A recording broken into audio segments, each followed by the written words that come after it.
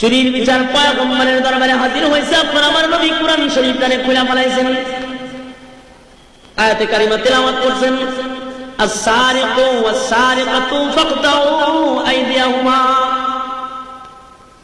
চোর পুরুষ হোক আর মহিলা হোক, যদি চুরি করে তাহলে তার হাত কেটে দাও। কার আইন?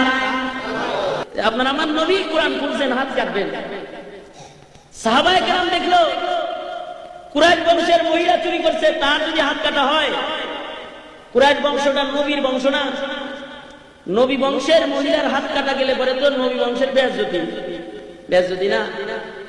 তাহলে একটা কাজ করো, নবী মনে হয় জানে না যে এটা কুরাইশ বংশের মহিলা, একটা সুপারিশ নবীর কাছে পাঠায় দাও, নবী এটা কুরাইশ বংশের মহিলা, তার হাত কাটার থেকে তার একটা আঙ্গুল কেটে একটু শিথিল করলে ভালো হয়।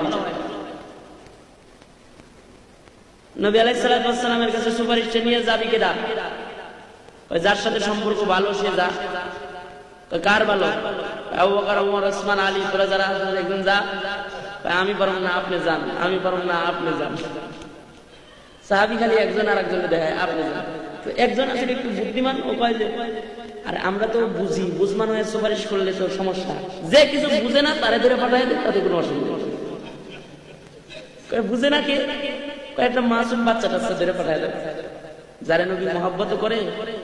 বাচ্চা তো আর বুঝে না, আমরা যা বলে দেব খবরটা খালি দেয়, টপ করে বলে আসে। কারে দিবা? বলে উসামারে পাঠায় দেয়।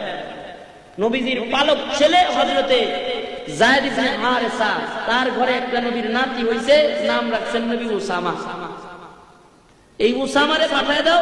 উসামারে নবী খুব মহব্বত করে, নবীর নাতি তো, নাতি যায় দাদার কানে কানে বলে এলে কোনো অসুবিধা নেই।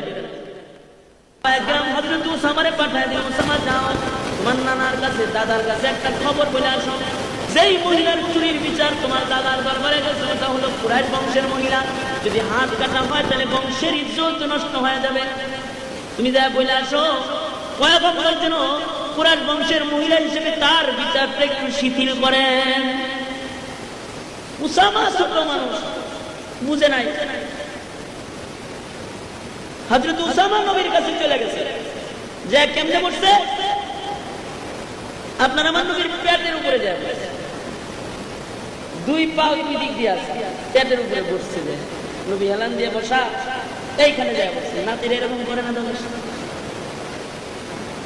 হযরত উসামার মাথাটা নবীজির ঘাড়ের উপরে আছে, মুখটা নবীর কানের দিকে ফিরানো, কোনো কথা বললে কেউ আর শুনবো?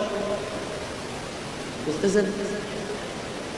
এইবার যদি কোনো কথা বলে দেয় কেউ শুনবে?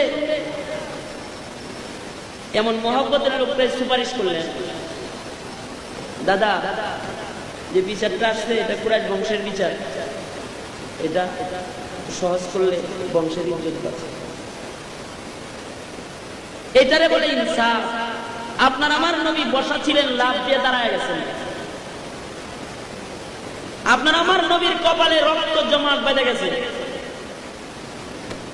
আপনার আমার নবীর চেহারা লাল হয়ে গেছে, পয়গম্বরের গলার আওয়াজ বড় হয়ে গেছে।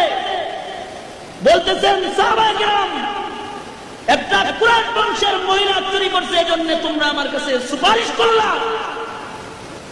আর আল্লাহর কসম, আমার কন্যা ফাতেমাও যদি চুরি করত, তাহলে আমি পয়গম্বর ইনসাফ প্রতিষ্ঠার জন্য নিজের কন্যার হাত কাইতে আমি চুরির বিচার করতাম, নিজের হাতে করতাম।